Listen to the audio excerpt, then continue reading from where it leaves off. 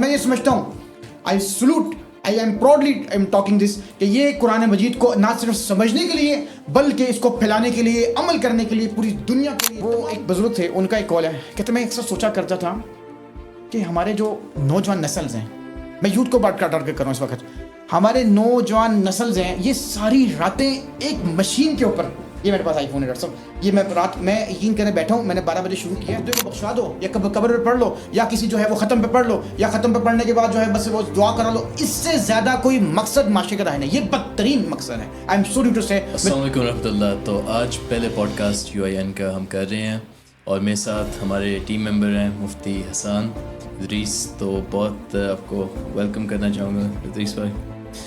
مفتی صاحب، اچھا مفتی صاحب، لوگ کہہ رہے ہیں کہ UIN جو ہے اتنا پرفارم نہیں کر رہا، ان کو یہ نہیں آئیڈیا کہ بیک گراؤنڈ میں کتنا کام ہو رہا ہے.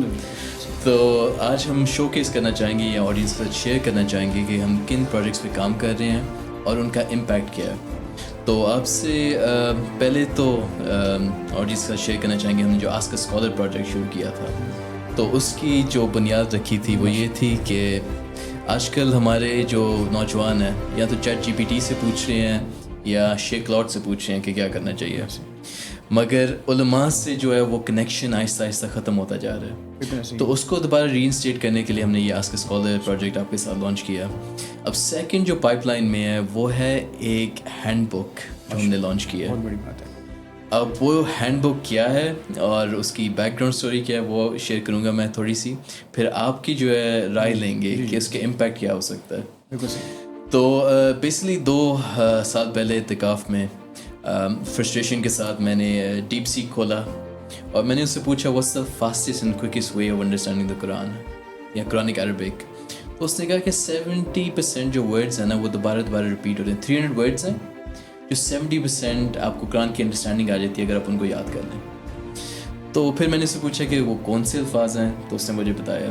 تو اس کی بیسس کے اوپر ہم نے اب یہ ہینڈ بک لانچ کی ہے جو بچوں کو اور اگلی جنریشنز کو اور ایون ایڈلٹس کو یہ 70% انڈرسٹینڈنگ دے دے گی کم سے کم ٹائم میں. تو یہ آپ نے بک ریویو کی ہے، آپ کیا شیئر کرنا چاہیں گے؟ جی بسم اللہ الرحمن الرحیم. سب سے پہلے تو میں ڈاکٹر صاحب آپ کا اور آپ کی پوری ٹیم کا اور being a member of UIN United Islamic nations کا دل و جان سے شکریہ ادا کرنا چاہتا ہوں کہ اللہ تعالیٰ نے مجھے یہ موقع دیا کہ میں آپ کے سامنے آج اپنی جو ہے وہ دل کی باتیں رکھوں، جو میں نے الحمدللہ اس کو پڑھا، دیکھا، سمجھا، پرکھا. سب سے پہلے ڈاکٹر صاحب میں شروع کروں گا قرآن مجید کی آیت سے. اللہ تعالیٰ قرآن مجید میں فرماتے ہیں ان ھذا القرآن یہدی للتی ہی اقوم. یہ قرآن انسان کو وہ راستہ دکھاتا ہے جو سیدھا ہو، اور سیدھا کون سا ہے؟ صراط مستقیم والا جو طریق الی الجنہ ہے. ایک بات. دوسری بات یہ ڈاکٹر صاحب، یہ قرآن مجید کے حوالے سے اگر ہم تمام فقہا کی رائے لیں قرآن مجید کے حوالے سے، اس کے حقوق کے حوالے سے، تو 5 رائٹس بنتے ہیں. There are 5 rights of the holy Quran upon the Muslim. سب سے پہلا ہے ٹو بلیو اٹ، یعنی اس پر ایمان لانا. ہم سب لاتے ہیں الحمدللہ کہ قرآن مجید پر ہمارا ایمان ہے کہ اللہ کی طرف سے نازل کرتا ہے، حضور صلی اللہ علیہ وسلم کے قلب اطہر پہ نازل ہے، جبریل امین صاحب لے کر آئے، اور جو ہے قرآن مجید الحمد سے شروع ہوتا ہے اور ناس پہ ختم ہوتا ہے. یہ قرآن کی ایک ڈیفینیشن ہے. دوسرا، قرآن کا جو حق ہے، رائٹ ہے ہر مسلمان پر، ہر فرد پر، ہر مرد پر، ہر عورت پر، ہر بچے پر، وہ ہے قرآن مجید تلاوت کرنا. 2 ریسیٹیشن. ہمارے ہاں اس میں تھوڑی غلط ہے ڈاکٹر صاحب. ریسیٹیشن کے حوالے سے ہمارے ہاں اس کا ترجمہ عام طور پہ کرتے ہیں ریڈنگ، یعنی پڑھنا نہیں ہے. اس کا مطلب ہے ٹو فالو اٹ، اس کے پیچھے پیچھے چلنا. آپ اس کے روٹ میں جائیں نا، تلا یتلو، اس کے پیچھے پیچھے چلنا. تیسرا رائٹ ہے جو ہمارے اس بک سے ریلیٹڈ ہے، اور میں بڑے فخر سے یہ کہہ رہا ہوں آپ کے پلیٹ فارم سے، وہ ہے تیسرا حق ٹو انڈرسٹینڈ، اس کو سمجھنا. اب سمجھنے کے لیے کیا ڈائمنشن ہے؟ علماء کے پاس جائیں، تفاسیر ہیں، سب کچھ ہے. لیکن ایک ڈاکٹر صاحب کی مجھے ایک بات یہاں پہ بڑی یاد آتی ہے. میں نے ڈاکٹر صاحب سے آٹوگراف مانگا. ڈاکٹر صاحب پہلے مجھے دیکھا، پھر فرمایا چلو. ڈاکٹر صاحب نے لکھا بڑا خوبصورت آٹوگراف، آج میرے پاس محفوظ ہے. اگر میں آپ کو انشاءاللہ وہ تحفہ بھی دوں گا، اس کی فوٹو کاپی. ڈاکٹر صاحب نے فرمایا قرآن پر غوطہ زنی کرو، قرآن کو عربی کی آنکھ سے پڑھو. قرآن کو عربی کی آنکھ سے پڑھو، یعنی ایک تو ہے مترجم کی آنکھ جو کوئی ترجمہ کرتا ہے، قرآن کو عربی کی آنکھ سے پڑھو اور اس کے نظام کو قائم کرنے کے لیے سر بکف ہو جاؤ. یہ خاکسار اسرار احمد، یہ ڈاکٹر صاحب نے ہمیں کسٹمائز آٹوگراف دیا. 3 حق ہو گئے، یعنی ایمان لانا، پڑھنا، سمجھنے کے بعد ڈاکٹر صاحب اب آپ کے چوتھا حق میرے اور آپ کے تمام انسانوں کے لیے جو ہے مجھ پر واجب ہوتا ہے، عائد ہوتا ہے، وہ ہے ٹو ایکٹ اپون اٹ، عمل کرنا. اب عمل میں 2 ڈائمنشن ہے ڈاکٹر صاحب. ایک ہے ڈوز اینڈ ڈونٹس. قرآن کہتا ہے جھوٹ نہ بولو. اب یہ کیا ہے؟ ڈونٹس ہیں. قرآن کہتا ہے سچ بولو، راست بازی کرو، دھوکہ نہ دو، اچھا سلوک کرو. تو یہ کیا ہے؟ قرآن کے ڈوز ہیں، عوامر و نواہی. اب 5واں حق یہ ہے کہ یہ خیر آپ تک مجھ تک محدود نہ ہو، نہ میری بہنوں تک ہو، نہ میرے بھائیوں تک ہو، نہ ڈاکٹر صاحب تک ہو. یہ ہر فرد کے لیے اس کا مقصد ہے کہ اس امت کو اس قرآن کو پہنچانا ہے آخری فرد تک، آخری مرد تک. جو خطبہ حجۃ الوداع کے موقع پر آپ سے وسلم نے جو ہے نا مجھ سے اور آپ سے اوتھ لیا تھا کہ اس کو غائبین تک پہنچانا ہے، یعنی 5 حق ہیں اس کو سپریٹ کرنا. اور میں یہ سمجھتا ہوں I am proudly talking this کہ یہ قرآن مجید کو نہ صرف سمجھنے کے لیے بلکہ اس کو پھیلانے کے لیے، عمل کرنے کے لیے، پوری دنیا کے لیے، تمام بر اعظموں کے لیے آپ نے جو قرآن مجید کے 300 الفاظ پر مشتمل آپ نے جو مرتب کیا ڈاکٹر صاحب، یقین کریں کہ مجھے آپ جذباتی ہونے دیں تھوڑا سا. آئی ریئلی اپریشیٹ کہ آپ نے اس کی جو میں نے اس کو پورا کی لیا، میں نے مطالعہ کیا ہے. آج جمعہ الحمدللہ جب میں پڑھایا تو میں اس وقت بھی جب میں قرآن مجید جب اس کے الفاظوں پہ غور کر رہا تھا، آئی ریئلی ڈاکٹر صاحب میں ڈرائیونگ کے دوران، بائک کے دوران میں اللہ تعالیٰ سے باتیں کر رہا تھا. مجھے اتنا مزہ آ رہا تھا کہ مجھے میرے رونگٹے کھڑے ہو گئے تھے. میں آپ کو بتا نہیں سکتا میرے الفاظ کیا ہیں. آپ اب مجھ سے یہ پوچھیں گے تو انشاءاللہ میں بتاؤں گا کہ اس کی اتنی زبردست اس کی جو ہے نا وہ اہمیت ہے، ماہیت ہے کہ مجھے ڈاکٹر صاحب کی وہ بات یاد آتی ہے. قرآن مجید کی وہ حدیث سناتے تھے کہ قرآن مجید پر جب آپ اس کو پڑھتے ہیں نا تو پڑھنے کے بعد آپ کو محسوس ہوتا ہے کہ قرآن مجید نئی آپ کو ایک وے دے رہا ہے، نیا راستہ دے رہا ہے. اس لیے میری زندگی کے وہ کہتے ہیں میری زندگی کے آج میری زندگی کو 50 سال سے زیادہ عرصہ ہو گیا قرآن مجید کو پڑھتے پڑھاتے ہوئے، لیکن جب بھی میں سورہ فاتحہ کھولتا ہوں وہ ایک نئی چیز ملتی ہے. آپ کوئی ناول پڑھیں، آپ کوئی بک پڑھیں، آپ کوئی جو ہے وہ کسی قسم کا ڈائجسٹ پڑھیں، آپ ایک بار پڑھیں گے، 2 بار پڑھیں گے، تیسری بار آپ بور ہو جائیں گے. لیکن قرآن مجید کا یہ معجزہ ہے، حضور صلی اللہ علیہ وسلم کا آخری معجزہ، the last miracle of the world، the last miracle of حضور صلی اللہ علیہ وسلم. یہ قرآن معجزہ ہے، معجزہ. اور یہ آپ یہ ایسا نہیں ہے کہ آپ اس کو پڑھ کے بور ہو جائیں. آپ کو مزہ آئے گا، لذت آئے گی، آپ کو چاشنی آئے گی، سکون آئے گا، آپ کو بڑا ہی مزہ آئے گا. یہ قرآن مجید کی یہ چیز ہے جو آپ نے کام کیا نا، یہ پوری امت کے لیے یہ میں سمجھتا ہوں ہدایت نامہ ہے. یہ ایسا ہے کہ قرآن مجید کے الفاظ جب آپ سمجھیں گے، غور کریں گے، دیکھیں گے، پرکھیں گے تو آپ قرآن مجید جب پڑھیں گے آپ کو مزہ آئے گا. قرآن مجید کیا کہہ رہا ہے، میرا اللہ کیا مجھے پیغام دے رہا ہے. آپ یقین کریں اس وقت آپ کے اندر ایمان کی حرارت پیدا ہوگی. پھر آپ کہیں گے نہیں، یہ میرے تک نہیں، میری نسلوں تک بھی آنا چاہیے. بے شک سبحان اللہ، آپ نے بہت بیوٹیفلی یہ جو ہے پروجیکٹ کو سمرائز کیا ہے. مگر ایک دن پہلے نا میں کافی اس کے اوپر نا کانٹمپلیٹ کر رہا تھا. کام تو کر لیا، بکلیٹ بنا لی، مگر اس کا امپیکٹ میں جج کرنا چاہ رہا تھا کہ اس کا امپیکٹ کیا ہے. ابھی اس پہ بات کروں گا میں ڈاکٹر صاحب. ابھی جو آپ نے 7 اس کی جو ڈائمینشنس کی ہیڈنگ بنائی ہے نا، میں اس پر ذرا بات کروں گا، لیکن وہ جب آپ مجھے موقع دیں گے. میں بس بیسیکلی یہ میں نا وہ میکرو انالیسس کر رہا تھا. اب 57 جو ہیں اسلامک نیشنز ہیں. ایگزیکٹلی ٹھیک ہے. اب عربک اسپیکنگ جو ہے 20 سے 25 عربک اسپیکنگ ہے. باقی جو ہے نان عربک اسپیکنگ ہے، تو عربک سے نیٹو نہیں ہے. اور اس میں سے اگر 2 بلین مسلمان ہیں اس وقت، 2 بلین مسلمز میں سے نیٹو عربک اسپیکنگ 400 یا 500 ملین ہے. صرف 20 یا 25%. 75% سے 80% جو ہے ان کو عربی ان کی جو ہے نیٹو لینگویج نہیں ہے. تو اب بات یہ سوال اب پیدا ہوتا ہے کہ بچپن سے مجھ سے آپ کو یاد ہوگا، جب خاص طور پہ میں اپنی فیملی کے بارے میں بات کروں، پیرنٹس یہ پوچھتے تھے کتنے قرآن ختم کیے، کتنی دفعہ پڑھا. ٹھیک ہے. رشتہ دار پوچھتے تھے بچے کتنی دفعہ قرآن ختم کیے. یہ کبھی بھی میرے سے سوال نہیں ہوا کہ تم نے سمجھا کتنا، تم نے سمجھا کہ اللہ کیا فرما رہے تھے، تم نے غور و فکر بھی کیا کہ اللہ فرما کیا رہے ہیں. یہ ایک دفعہ بھی نہیں ہمارے سے پوچھا جاتا. ہمارے سے یہ پوچھا جاتا ہے کہ کوانٹٹی، کوالٹی کے اوپر کبھی فوکس نہیں ہوتا. تو آپ کو کیا لگتا ہے اس بنیادی وجہ کیا ہے کہ ہمارے علماء اور باقی جو ہماری فیملیز ہیں کوانٹٹی پہ کی فوکس کرتی ہیں، کوالٹی پہ فوکس کیوں نہیں کرتی؟ ڈاکٹر صاحب یہ بہت بڑا المیہ ہے. قرآن مجید میں اللہ تعالیٰ فرماتا ہے، ایک آیت ہے، افلا یتدبرون القرآن. قرآن مجید پہ یہ غور و فکر کیوں نہیں کرتے؟ کیا ان کے دلوں کو تالے لگے ہوئے ہیں؟ اگر آپ کسی فیملی سے پوچھیں آپ نے قرآن پڑھا لیا؟ ہاں پڑھا لیا. مطلب اب یہ کتنے پڑھا لیے؟ میں نے 10 قرآن ختم کر لیے، 2 قرآن ختم کر لیے. دیکھیں قرآن مجید کے حوالے سے اس بات کو ذرا سمجھنے کی ضرورت ہے. قرآن مجید کا ایک خالی ناظرہ پڑھنا، تلاوت کرنا، اس کا ثواب ہے، لیکن مقصد نہیں ہے. یہ مقصد نہیں ہے، مقصد اس سے بڑا ہے. صحابہ کرام رضوان اللہ اجمعین کے بارے میں اللہ تعالیٰ نے قرآن میں مجید فرمایا، جب قرآن مجید نازل ہوتا تھا ان کے دل لرز جاتے، وجیت قلوبہم، ان کے دل لرز جاتے تھے جب ان کے سامنے قرآن کی تلاوت کی جاتی تھی. کیوں؟ وہ سمجھتے تھے قرآن مجید کیا ہے، اب ہمیں عمل کرنا پڑے گا. اب قرآن مجید کے حوالے سے ہمارے ہاں یہ بہت بڑا المیہ یہ ہے، قرآن مجید کو صرف پڑھ لو ثواب کی غرض سے، کسی مردے کو بخشا دو، یا قبر پہ پڑھ لو، یا کسی جو ہے وہ ختم پہ پڑھ لو، یا ختم پہ پڑھنے کے بعد جو ہے بس وہ دعا کرا لو. اس سے زیادہ کوئی مقصد معاشرے کا رہا نہیں. یہ بدترین مقصد ہے. آئی ایم سوری ٹو سے، میں جذباتی ہو رہا ہوں، لیکن قرآن مجید سے اس سے بڑا مقصد یہ تھا کہ اس کے قرآن مجید کو نہ صرف پڑھنے کے بعد، دیکھیں پڑھنے سے ثواب تو مل جائے گا. اللہ کے نبی نے خود فرماتے ہیں کہ الف لام میم ذالک الکتاب لا ریب فیہ. الف لام میم کو میں 3 حرف نہیں کہتا، یہ ایک حرف نہیں کہتا، یہ 3 الگ الگ حرف ہیں، ہر حرف ایک نیکی ہے.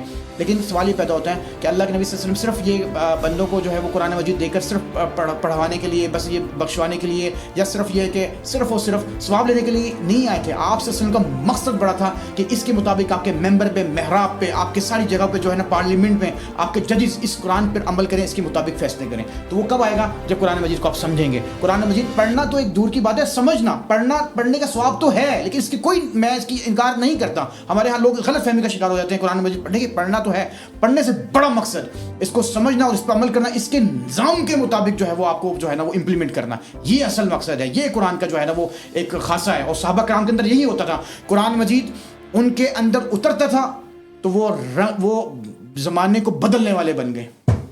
مطلب یہ جو آپ نے بہت خوبصورت بات کی ہے. دیکھیں صحابہ رضی اللہ عنہم جو تھے وہ واکنگ ٹاکنگ قرآن تھے، چلتے پھرتے قرآن تھے. انہوں نے اپنے جو قرآن ایمبیڈ کیا تھا اپنے دلوں میں.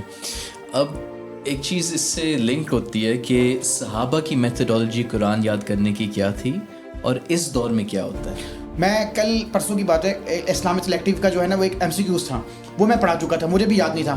مجھ سے بچوں نے پوچھا کہ وہ کیا ہے. حضرت ابو بکر صدیق کے بارے میں آتا ہے کہ مجھے سورہ بقرہ سمجھتے سمجھتے ساری زندگی لگ گئی. اور حضرت عمر فاروق کا آتا ہے کہ ان کو جو ہے نا وہ ایک سورہ بقرہ سمجھتے ہوئے 12 سال لگ گئے. ایک میں 11 سال کی روایت آتی ہے. آپ حیران ہوں گے کہ ہم تو سمجھتے ہیں کہ آج میں نے قرآن کا ترجمہ پڑھ لیا بس ٹھیک ہے. بھائی پڑھنا کے بعد سمجھنا، اس پہ عمل کرنا ہے. صحابہ کرام رضی اللہ عنہم آگے ایک عبداللہ بن عباس کا ایک عمل میرے سامنے آیا، میں حیران ہوا. وہ کہتے ہیں کہ مجھے ساری زندگی لگ گئی، جب تک میں کسی قرآن مجید کی ایک صورت پہ ایک آیت پہ عمل نہ کرتا تھا میں آگے نہیں بڑھتا تھا. یہ ابن عباس کا جو ہے نا رویہ ہے، اور یہ صحابہ کرام کا رویہ ہے کہ صحابہ کرام جو قرآن مجید کو آتا اڈاپٹ کرتے فوراً تبدیلی. یہی اصل تبدیلی ہے. قرآن کے ساتھ ایک تعلق ہو، آپ کا ایک رشتہ استوار ہو، ایک اس کے ساتھ محبت و لگن ہو. تو قرآن واقعی، یعنی اقبال نے اس کو بڑا خوبصورت انداز میں ڈاکٹر صاحب فرمایا، چوں بجا دررف کے جہاں دیگر شبد، جہاں نہیں جہاں دیگر شبد. جب یہ قرآن انسان کے دل میں اترتا ہے تو آپ کہتے ہیں، میں کہتا ہوں ایک انسان کی دل کی دنیا بدل جاتی ہے. جہاں نہیں، اقبال کہتے ہیں جہاں دیگر شبد. یہ جہاں نہیں بدلتا، یہ جہاں بدلتا ہے. ایک ایسا جہاں بدلتا ہے جس کے اندر جو ہے وہ انقلاب ہوتا ہے. یہ قرآن اب جب اپنی محبت کی آگ لگاتا ہے تو انسان موٹیویٹ ہوتا ہے. قرآن پھر انسان کو جھنجھوڑتا ہے کہ اگر آج میں قرآن مجید پڑھوں، میں تلاوت کروں اور میں جھوٹا شخص ہوں اور قرآن مجید کی آیت پڑھتے ہوئے مجھے آیت آئے وہ قرآن مجید کی ایک آیت ہے وہ لعنت اللہ علی الکاذبین، تو میں جھوٹا ہوا تو لعنت مجھ پہ پڑے گی. تو میں کیوں نہ قرآن کو سمجھوں، قرآن پر عمل کروں، کیوں نہ قرآن مجید کے اوپر جو ہے وہ غور و فکر کروں. تو صحابہ کرام رضی اللہ عنہم اجمعین کی میتھڈولوجی، ہمارے تابعین کی میتھڈولوجی، ہمارے تبع تابعین کی میتھڈولوجی، ہمارے اولیاء کی میتھڈولوجی، ان کو صدا سمجھے کہ انہوں نے قرآن مجید کو، آپ یقین کریں کہ پڑھتے بھی تھے، سمجھتے بھی تھے، عمل بھی کرتے تھے. ساری زندگی کے لیے ہے یہ معاملہ. قرآن مجید کے ساتھ تعلق ہوتا تھا. میں اکثر ڈاکٹر صاحب ایک بات سوچا کرتا ہوں، وہ ایک بزرگ تھے، ان کا ایک قول ہے، کہتے میں اکثر سوچا کرتا تھا کہ ہمارے جو نوجوان نسلز ہیں، میں یوتھ کو بات کر رہا ہوں اس وقت، ہمارے نوجوان نسلز ہیں، یہ ساری راتیں ایک مشین کے اوپر، یہ میرے پاس آئی فون ہے ڈاکٹر صاحب، یہ میں یقین کریں بیٹھا ہوں، میں نے 12 بجے شروع کیا، فجر کی اذان ہو گئی، اب آنکھیں بند ہونا شروع ہو گئی، میں فلم دیکھ رہا ہوں، مووی دیکھ رہا ہوں، بور نہیں ہو رہا، مزہ آ رہا ہے، اور میری جو ہے نا راتیں اس کے ساتھ بیت گئی ہیں. تو اب مجھے یقین آ گیا ہے کہ جو قوم راتوں کو موبائل کے ساتھ اپنا وقت بتاتی ہے تو وہ پرانے لوگ واقعی قرآن مجید کو رات کو پڑھ کے گزارتے تھے، عمل کر کے گزارتے تھے، غور و فکر گزارتے تھے، اللہ سے ٹاک کرتے تھے، باتیں کرتے تھے، اللہ سے مشورہ مانگتے تھے. یہ قرآن تھا ایک ذریعہ جو انسان کے اندر جو ہدایت کی آنکھ شمع روشن کرتا تھا. آج اس کے برعکس ہے نا کہ وہ لوگ ہمارے اسلاف بڑے، تم کیا ہو، تم وہ تو تمہارے آبا تھے، تم تو فقط ہاتھ پہ ہاتھ درے فرد منتظرہ ہو. اصل وہ تھے کہ جن کی راتیں، جن کا قیام، جن کا دن، جن کی رات، جن کے بارے میں اللہ تعالیٰ نے اللہ کے نبی نے تعریف کی کہ صحابہ کی کہ رات کے شاہ سوار ہیں، دن کے راہب ہیں، جو قرآن مجید پر عمل کرتے تھے، جن کو جو ہے وہ دعوت دیتے تھے. اور ایک ایک لفظ قرآن مجید، اللہ کے نبی صلی اللہ علیہ وسلم کے بارے میں حضرت عائشہ سے پوچھا گیا کہ حضور صلی اللہ علیہ وسلم کے اخلاق کیا ہیں، تو آپ نے کہا تم نے قرآن نہیں پڑھا، کانا خلقہ القرآن، کہ آپ صلی اللہ علیہ وسلم چلتا پھرتا قرآن تھے. اس کا مطلب کیا ہوا ڈاکٹر صاحب؟ مجھے اب تک سمجھ نہیں آیا، اب تھوڑا بہت سمجھ میں آنا شروع ہوا کہ آپ صلی اللہ علیہ وسلم کی بلڈنگ بلاکس، ایک بلڈنگ بلاکس وہ قرآن سے بنی ہوئی تھی.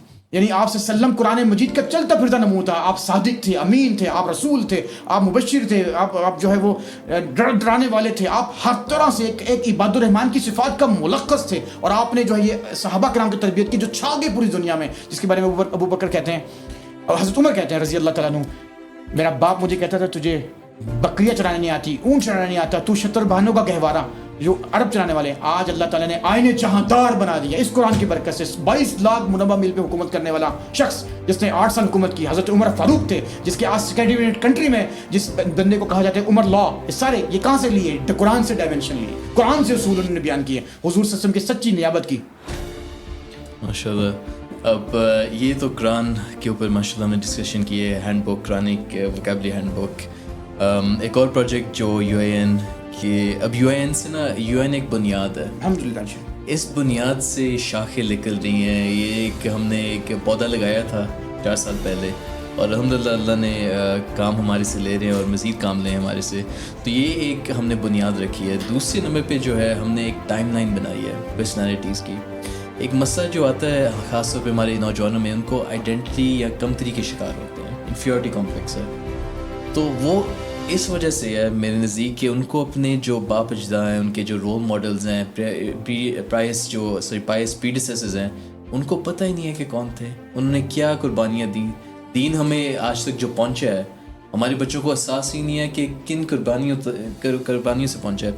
تو بات یہ ہے کہ یہ ہم اپنے ٹائم لائن ایک بنائی ہے لیگیسی آف لائٹ کے نام سے.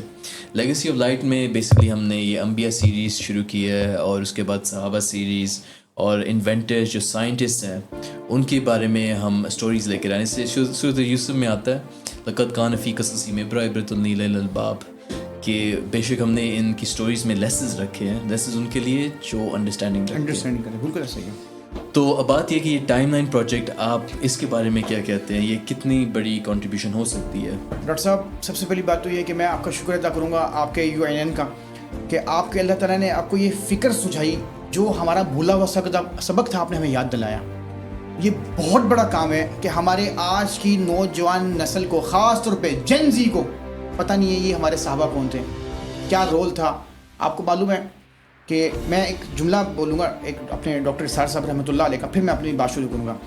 وہ فرماتے ہیں کہ مسلمانوں کو دین کے معاملے میں پیچھے سے پیچھے جانا چاہیے. جتنا پیچھے جائیں گے آپ اپنے اسلاف سے جڑیں گے تو اسے ہم کہتے ہیں سلسلۃ الذهب, دا چین, دا گولڈن چین. اور آپ کرتے کرتے کرتے کرتے آپ تابعی تبع تابعی صحابی حضور صلی اللہ علیہ وسلم تک پہنچیں گے تو خالص دور ملیں گے. اور دوسرا جملہ فرماتے تھے کہ ٹیکنالوجی کے معاملے میں آگے سے آگے جانا چاہیے. آج آپ دیکھیں سائنسدانوں کی جو ہمارے ہاں جو بات کی جاتی ہے, یہ سائنسدان, یہ ابن ہیشم, خوارزم, یہ سارے وہ مسلمان سائنسدان تھے یہ جنہوں نے یہ صحیح بنیاد رکھی. یہ دور امیہ میں تھے, یہ دور عباس میں تھے, یہ ہمارے یہی متاع عزیز تھے. اور آپ نے ان کی ٹائم لائن بنا کر امت کو یہ باور کرایا کہ یہ ان کی ہسٹری تھی, یہ کنٹریبیوشن تھا, یہ ان کا کام تھا. یہ کیمرے کی جو آج ہم بیٹھے ہیں نا, یہ لوگ کہتے ہیں کہ گوروں کے بنائے ہوئے, بھائی یہ مسلمانوں کی بنائی ہوئی ہے. بھائی آپ کو معلوم ہے یہ مسلمانوں کی بنائی ہوئی ساری چیزیں. آپ کو میں مثال دیتا ہوں.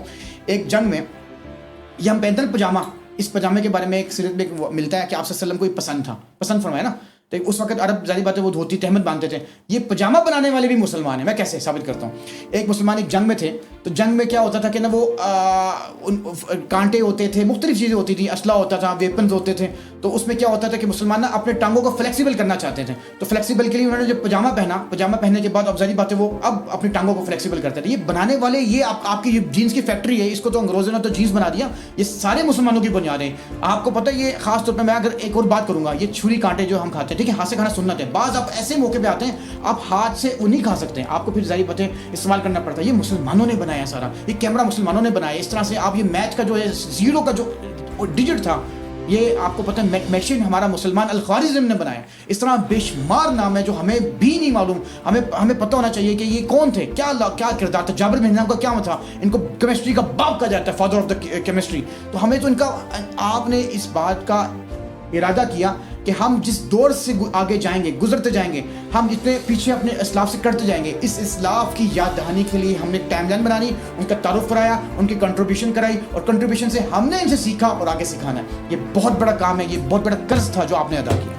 ماشاء یہ میرے اس میں کوئی کمال نہیں ہے. میں کہوں گا کہ ماشاء اللہ توفیق اللہ باللہ جو ساری ٹیم ہے یو آئی این کی, سارے جو کیمرے کی فیس میں نہیں آتے مگر بیہائنڈ دی سینس دن رات کام کر رہے ہوتے ہیں, یہ ان کو کریڈٹ جاتا ہے. اور دوسری چیز یہ کہ میرے ماننا یہ ہے کہ دیکھیں اس پروجیکٹ کو ہم نے نام دیا تھا ریوائیونگ لاسٹ لیگیسی. اور اس کا جو تھاٹ پروسیس تھا وہ یہ تھا کہ دیکھیں اگر ہم ان کی زندگیوں کو اور ان کی سٹوریز کو ریوائیو کرتے ہیں یہ ہو نہیں سکتا کہ آپ دنیا سے جائیں, لوگ آپ کی سٹوریز کو روایت نہ کریں. سبحان اللہ سبحان اللہ. آج اب دیکھیں پاکستان کے اتنے ہمارے جو شہداء ہوئے, آج ان کو نشان حیدر سے یاد کیا جاتا ہے نا, ان کی مارکہ انہوں نے 1965 کی جنگ میں یہ کام کیا, یہ کام کیا, یہ کام کیا. لیکن ہمارے لیے تو زیادہ یہ ہے کہ ہم اتنے بڑے جو اسلاف سائنسدان ان کو یاد کریں, کنٹریبیوشن یہ کام کیا, تاکہ ہم بھی جائیں اس دنیا سے جائیں, ہم بھی اپنے نوجوانوں کے لیے, ہم اپنے بچوں کے لیے ایک رول ماڈل بن کے جائیں. ہم بھی یہ صدقہ جاری ہے, ثواب ہے, یہ عمل ثواب کے ساتھ یہ با مقصد کام ہے. اور یہ آخری سوال تھا آج کے پوڈ کاسٹ کا. دیکھیں مفتی صاحب, ابھی کل پرسوں میرے ماموں فوت ہوئے ہیں, تو اب میں اکثر یہ سوچتا ہوں کہ دیکھیں صدقہ جاریہ کا جب ذکر آتا ہے نا, تو یہ آتا ہے کہ آپ کنواں بنا دیں, کسی کو کھانا کھلا دیں. مگر آپ کے نزدیک یہ جو پروجیکٹس ہیں یہ کتنی اہم ہیں دین کی روشنی میں صدقہ جاریہ کے لحاظ سے؟ حدیث مبارکہ میں آتا ہے 7 چیزیں انسان کی جو ہے نا وہ صدقہ جاری میں رہتی ہیں. ایک تو 3 باتیں نا, کہ نیک اولاد ہو, اس کا کوئی عمل ہو, یا کوئی اس نے رفائی کام کر دیا ہو. 7 صدقہ جاریوں میں آپ حیران ہوں گے, پانی کا کنواں کھدوانا, اس کے علاوہ آپ حیران ہوں گے, میں اس طرف آ رہا ہوں, آپ پانی کا کنواں کھدوانا, کوئی درخت لگانا, اس سے کوئی آپ کا کوئی پرندہ اسپیرو آ کے جو ہے وہ چونچ مار کے کھاتا ہے, وہ بھی صدقہ جاری ہے. اسی طرح جو ہے آپ نے نہر بنا دیا, آپ نے کنواں کھدوا دیا, پل بنا دیا, سارا ویٹ سویر. اس کے ساتھ ایک اور چیز ہے, آپ نے مصحف چھپا دیا. آپ حیران ہوں گے, آپ نے قرآن مجید کی جو اشاعت کی پرنٹنگ میں کام کیا, یہ بھی بہت بڑا صدقہ جاریہ ہے, بہت بڑا علم ہے کہ آپ نے جو ہے نا یہ اصالہ ثواب کے لیے, تاکہ کم از کم مسلمان کے لیے دعا کرے گا نا, کیونکہ یہ تو اللہ کے نبی نے سکھایا ہے کہ اپنے مسلمان بھائی کے لیے دعا کرو. کیا میں آپ اور دعا نہیں کرتے اللہم اغفر لنا وللمؤمنین والمؤمنات؟ تو اس مغفرت کے لیے میرا کام ہے کہ میں اس قرآن کی اشاعت میں, اس قرآن کو جو ہے وہ اپنا اس کے نظام کو قائم کرنے میں, اس کی جتنی بھی پرنٹنگ کے ڈائمینشن ہے قرآن کو سمجھانے میں, کسی سے منسوب کر کے اپنے رشتہ داروں کے. دیکھیں جو درد آپ کو ماموں کا ہے نا, وہ کسی اور کو نہیں ہوگا. اب آپ کا دل نہیں کرتا, میرے ماموں کو جو ہے اس وقت آنکھیں بند ہو چکی ہیں اور وہ اللہ کے بارگاہ میں جا چکے ہیں, حشر نشر قبر کے معاملہ شروع ہو چکے ہیں, کیا آپ کا دعا نہیں کرتا آج اب زندہ ان کے لیے دعا کریں, ان کے لیے کوئی ان کی طرف منسوب کر کے کوئی ایسا کاؤز کریں جو نہیں وہ کر سکے, یا آپ نے ان کی طرف منسوب کر کے کیا, تو کتنا وہ جب قیامت کے دن, ہمارا یہ ایمان ہے ڈاکٹر صاحب, ہمارا یہ عقیدہ ہے, ہم قیامت کے دن جنت میں سب مسلمان اکٹھے ہوں گے, اپنے عزیزوں میں ملیں گے. یہ محبت ڈالنے والی ذات صرف اللہ کی ہے. آج میری ماں مجھ سے محبت کرتی ہے. ہم کہتے ہیں نا 70 ماہ سے زیادہ اللہ محبت نہیں کرتا, بلکہ کائنات کی تمام ماؤں سے زیادہ اللہ تعالیٰ محبت کرتا ہے. ان تمام ماؤں کی محبت ایک طرف, اللہ کی محبت ایک طرف. یہ محبت اللہ نے ڈالی آپ کے ماموں کے دل میں, آپ کے دل میں ماموں کی. ماں 2 بار کہنے سے ماموں بنتا ہے. آج آپ ان کے لیے جو کر سکتے ہیں, آج آپ پر لازم ہے کہ آج اگر جو ہے وہ اولاد کر سکتی ہے, وہ سب سے بڑا معاملہ ہے. آج آپ ان کے ساتھ, ان کا خونی رشتہ ہے, ننیال میں دریال میں. ہمارے تو آج کل یہ جو انگریز ہے نا, اللہ معاف کرے سب, سوری ٹو سے, یہ ہماری فیملی سسٹم کو تباہ برباد کر رہے ہیں. آپ کی اتنا تباہ برباد کر رہے ہیں کہ آپ کے اپنے رشتوں میں شک, آپ کے رشتوں میں جو ہے وہ ایک ایسا معاملہ خراب کر رہے ہیں جس کے اندر جو ہے نا بنیادوں میں ہماری فیملی سسٹم تباہ ہو رہا ہے. ہم نے خاص قوم رسول میں ترکیب ہاشمی, ہم نے رسول اللہ کو فالو کرنا ہے کہ آپ نے کتنے حقوق دیے اپنے رشتہ داروں کے. آپ کا رشتہ کافر بھی ہوگا, آپ نے اس کے حقوق ادا کرنے ہیں. سبحان اللہ. چلو یہاں اینڈ کرتے ہیں. یہ بہت پہلا پوڈ کاسٹ تھا, بہت ہی ایکسائٹنگ اور موٹیویشنل جو ہے مفتی صاحب. ہاں جی, آپ کچھ اور شیئر کرنا چاہیں پلیز. بے شک اس کو سوال کرنے ڈال کے الگ سے وہ کر لیجیے گا, کیونکہ نا اس میں اب ذرا ایڈیٹنگ شاید کم ہو. ڈاکٹر صاحب دیکھیں, میں نے سب سے پہلی بات میں تعارف کرا چاہتا ہوں کہ قرآن مجید کے اس جو 300 الفاظ جو ماخوذ ہیں, ڈرائیوڈ ہیں قرآن مجید سے, یعنی ایک ورڈ بھی ایسا نہیں ہے جو قرآن سے الگ ہو. قرآن مجید ہمارا یہ دعویٰ ہے کہ آپ یہ 300 قرآن الفاظ کو آپ اس کو سمجھیں, پڑھیں. آپ قرآن مجید پڑھیں گے تو آپ کی لذت محسوس کریں گے. میں آپ کے سامنے رکھتا ہوں بات تعارف کے حساب سے. سب سے پہلی بات یہ کہ اس میں آپ نے جو ٹیبل کنٹینٹس بنایا ہے, اس کی جو اپنا 7 فہرست ہیں, 7 فہرستوں کا جو ہم نے تقسیم کیا ہے عنوانات کے ساتھ, اس میں سب سے پہلی چیز ہے اس کا انٹروڈکشن ٹو قرآنک ورڈز. سب سے پہلی چیز ہے اس کے ہمیں تعارف ہے کہ اس کے کیا ہے, کہ اس میں اس کو لرننگ کیسے کرنا ہے. سب سے پہلا اس کے اندر جو چیز ہے, جس کے اندر صرف 40 ورڈز ہیں, صرف 40 ورڈ, وہ ہے اللہ, ریلیجن اینڈ اسپریچول ورڈز. ایسے ورڈ جو آپ کو روحانی طور پہ سکون دیتے ہیں. جیسے ہم کہتے ہیں میٹافزکس, آپ جانتے ہوں گے, میں اشارہ میں بات کروں, جیسے ہم کہتے ہیں اللہ, رب, الہ, رحمان, اللہ کی صفات, یعنی اللہ, ریلیجن, اسپرچ کے حوالے سے اس ہیڈنگ میں جو الفاظ آتے ہیں قرآن سے, وہ آگے وہ بنتے ہیں ٹوٹل 40. کیسا. اس کے بعد پھر دوسری چیز ہے پیپل اینڈ کریشن. یہ دوسری جو اس کا فہرست آپ کہہ لیں, اس فہرست کے انڈر آتے ہیں 40 ورڈز. اس 40 کے اندر کیا ہے, افراد و تخلیقات کے حوالے سے, جیسے انسان ہے, نفس ہے, قلب ہے, یہ کیا ہے, اللہ کی کریشن ہے.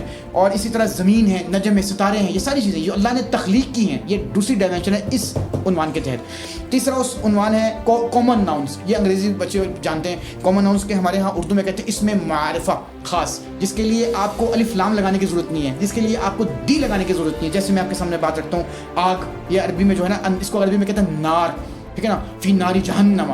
یہ الفاظ ہے ہی کامن ورڈز. میں حیران ہوتا ہوں کہ آپ نے کیا کام کیا. اسی طرح شہر جو ہوتا ہے نا, شہر جیسے بلد ہو گیا, اسی طرح جو ہے امر ہو گیا, یہ سارے دن رات, یہ سارے کے سارے دن اور لیل و نہار, یہ سارے آتے ہیں کامن ناؤنز میں. چوتھی اس میں جو پریفیس اور ڈائمینشن آتی ہے وہ ہے پروناؤنز ان قرآن, جسے ہم عربی زبان میں کہتے ہیں ضمائر. اچھا ہے, یہ کامن ناؤنس کے بتاتا ہوں, یہ بھی 40 ہیں. اور پروناؤنس قرآن مجید میں اگر آپ دیکھیں جو رپیٹ ہوتے ہیں, انتا ہما, انتا ہم, ہما ہم, یہ سارے جتنے آتے ہیں, نحنو, یہ سارے کے سارے یہ بھی پروناؤنس ہیں. یہ اتنے ہیں کہ ریپیٹیشن ہوتے ہیں. اگر ہم اس کو کہیں کہ 15% ویسے اتنے ریپیٹ ہوتے ہیں. یہ تقریباً اس کی تعداد ہے 20.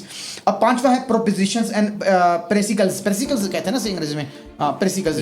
یہ خاص طور پہ یہ اپنا ہے پریسیکلز, یہ prepositions and participles. اس میں آپ نے جو ہے ماشاءاللہ اس میں 30 الفاظ کا جو ہے, یہ آپ کو میں بتاتا ہوں یہ prepositions کیا ہیں. یعنی ایسا ورڈ جو ممد و معاون بنتا ہے, جیسے ہم کہتے ہیں انگریزی میں this book is written by Shakespeare. یہ by کیا ہے, یہ کیا ہے, by ہے ایک preposition. جیسے ہم کہتے ہیں عربی میں فی علی الی انا, انا, قد آتا ہے نا قرآن میں, قد کہتے ہیں جب کسی چیز کے اندر جو ہے نا وہ ماضی بھی ہو اور اس کے اندر جو ہے تحقیق کا مادہ ہو. انا, انا کا انا, لیت لعل, ٹھیک ہے نا. یہ جو خاص طور پہ جو یہ اپنا پریپوزیشن ہے نا, یہ فی, ہاں مجھے لگتا ہے پریکٹیکلز, ہاں پریکٹیکل, سوری اس کو اصلاح کر لیتے ہیں, پریپوزیشن اور پریکٹیکل, سوری. یعنی پریکٹیکل سے مراد یہ کہ ہم نے عملی طور پہ اتنے الفاظ ہیں ڈاکٹر صاحب, یہ فی علی, فی اللہ, فی الارض, فی السماء, یہ سارے اتنے ورڈز ہیں, علی, علی الارض, یہ علی جو اتنے ریپیٹیشن 30 ہیں پورے قرآن مجید میں. اب یہ بہت ریپیٹ ہوتے ہیں. فی البیت آتا ہے نا, فی المسجد, یہ فی, یہ علی, یہ قد, یہ سارے کے سارے اس کے 30 ہیں. اور چھٹا ہے وربز ان دا قرآن, جو قرآن مجید میں فیلز ہیں, یہ اس کی تعداد سب سے زیادہ ہے. اس کے حوالے سے اس میں موومنٹ بھی ہے, ایکشن بھی ہے. جیسے میں بتاتا ہوں, اس میں روٹ ورڈ بھی ہے. جیسے میں ایک مثال دیتا ہوں, جیسے ہم کہتے ہیں علم قرآن مجید کے اسلام میں آپ دیکھیں کہ آپ اس سے ہم دیکھیں علم ایک روٹ ورڈ ہے, عین لام میم, یہ مادہ ہے. اس مادے سے مختلف الفاظ بنے, جیسے معلم, تعلیم, معلومات, معلمہ, ٹھیک ہے نا, یہ ساری ڈائمینشن. اسی طرح جو ہے نا وہ قتل, اسے مقتول بنا, قاتل بنا. اسی طرح خلق السماوات والارض, یعنی روٹ ورڈ میں جو آتے ہیں. پھر دعا, پھر جزا, اس میں ایکشن شو ہوتا ہے. سب سے زیادہ یہ تعداد اس کی ہے 120. اس کے بعد 7th اور آخری جو اس کے جو ہے وہ فہرست ہے, اس میں 20 الفاظ آتے ہیں, اور اس میں ہے ایڈجیکٹو یعنی صفات. جیسے کہ ہم کہتے ہیں, میں اس کی انگریزی میں ایک مثال دوں گا, ہی از گوئنگ سلولی. اب سلولی شو کر رہا ہے ڈائمینشن گوئنگ کو. اسی طرح قرآن مجید میں جیسے کبیر, عظیم, ضعیف, ذلیل, یعنی ہم کہتے ہیں نا انت کبیر, یعنی کہ یہ بڑا ہے عمر میں, یہ ضعیف ہے, یہ کیا ہے, اس کی جو ہے وہ ایڈجیکٹو کو شو کر رہا ہے. فاسق, فاجر. اسی طرح جو ہے وہ جیسے ہم کہتے ہیں نا اسپیکنگ لاؤڈلی, سلولی, یہ ساری ڈائمینشن کرتا ہے. اتنے خوبصورت اس کے الفاظ ہیں 20. یہ ٹوٹل بنتے ہیں 300 ورڈز. ان 300 کو جو سمجھے گا, پڑھے گا, اس کے لیے قرآن مجید سمجھنا, پڑھنا آسان ہو جائے گا, اس پر عمل کرنا آسان ہو جائے گا. ڈاکٹر صاحب اچھا, جزاک اللہ خیر مفتی حسان, آپ کا بہت ہی زبردست پوڈ کاسٹ رہا ہے میرے لیے, اور امید کرتا ہوں کہ آپ کے ساتھ مزید پوڈ کاسٹ ہم کرتے رہیں اور لوگوں کی رہنمائی کرتے رہیں. جزاک اللہ خیر آپ سب کا. السلام علیکم.